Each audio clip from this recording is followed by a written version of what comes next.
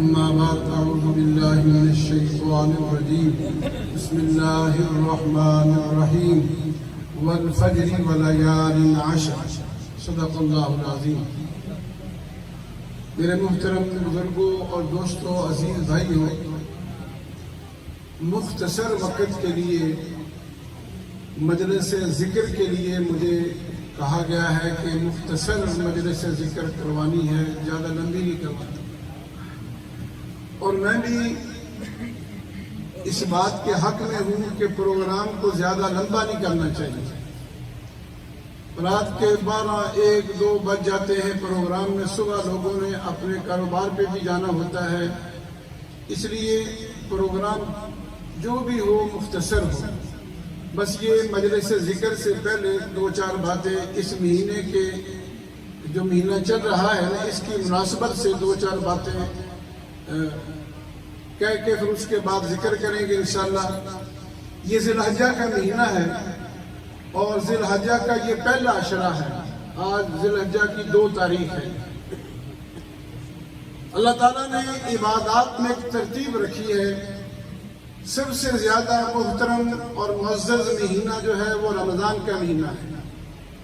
رمضان کے اختتام پر اللہ نے شکرانے کے طور پر عید الفطر کی نماز رکھی، اور خوشی کے لیے فطرانہ بھی ادا کرو۔ تو شوال کا چاند نظر آتے ہی حج کا سیزن شروع ہو جاتا ہے۔ اگر کوئی آدمی رمضان کے مہینے میں حج کا احرام باندھ کر جانا چاہے تو جائز نہیں ہے۔ رمضان کے بعد شوال کا چاند نظر آتے ہی حج کا سیزن شروع ہے۔ شوال کی 1 تاریخ سے احرام باندھ کے حج پر جا سکتا ہے۔ پہلے زمانہ میں لوگ پیدل سفر کیا کرتے تھے، 2-2، 3-3 مہینے لگ جاتے تھے۔ تو رمضان کے بعد حج کا سیزن شروع ہو گیا۔ حج کے بعد حج ایک بہت بڑی عبادت ہے۔ حج کے اختتام پر اللہ نے عید الاضحیٰ کو رکھ دیا اور خوشی کے لیے قربانی کو رکھ دیا۔ اللہ تعالیٰ نے یہ ایام جو ہے نا ذی الحجہ کے، رمضان کے بعد ذی الحجہ کا پہلا عشرہ، یہ سب سے زیادہ قیمتی ہے۔ جس آدمی نے اس پہلے عشرہ میں 1 روزہ رکھا، کسی بھی دن رکھ لیا، 1 روزہ رکھا، اس کو 1 سال کے روزوں کے برابر ثواب ملے گا۔ 1 روزے کا ثواب 1 سال کے روزوں کے برابر ملے گا۔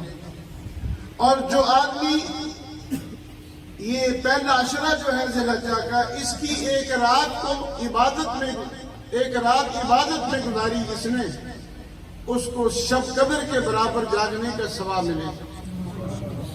اور جس نے 9 ذی الحجہ کا روزہ رکھا، عرفہ کے دن جس نے روزہ رکھا، اس کو اللہ تعالیٰ 1 سال کے پہلے 1 سال آنے والے کے گناہ اللہ معاف کر دے گا۔ یہ عشرہ جو ہے نا، یہ راتیں بھی اور دن بھی، ذی الحجہ کے یہ پہلے 10 دن جو ہیں، راتیں بھی بڑی قیمتی ہیں، دن بھی بڑے قیمتی ہیں۔ اللہ نے قسم کہی ہے ان راتوں کی اور دنوں کی، اس لیے ان کو غنیمت سمجھیں۔